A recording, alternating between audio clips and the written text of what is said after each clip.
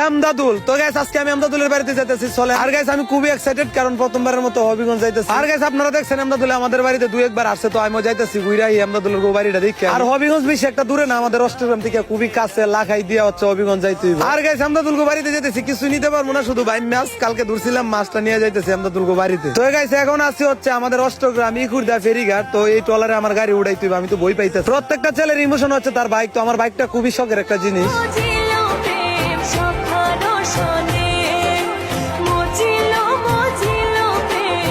তো guys finally Emdadul আমাকে আইসা রিসিভ করলো। আর গাইস এমদাদুল আমার সাথে থাকলে আমার ভালো লাগে, কেন জানি অন্যরকম ভালো লাগে, দুইজন একসাথে গল্প টল্প করতে পারি। আর ফাইনালি এমদাদুলের বাড়িতে আইসা পড়ছি, ওর বাড়ির কাজ চলতেছে। যাই হোক, এই যে এমদাদুলে আমার ওয়েলকাম জানাইলো ওর বাড়িতে। আর গাইস দেখেন ওদের বাড়ির কাজ চলতেছে। যাই হোক, এই টাইমে আইসা কষ্ট দিয়ে দিতেছি, মন হইতেছে। যাই হোক, খুবই ভালো লাগতেছে আবারও দুইজন একসাথে। প্রতিদিন নতুন নতুন চ্যালেঞ্জ কমপ্লিট করে আইফোন এয়ারপোর্ট সুপার পেয়ে যান। বাইতে থাকা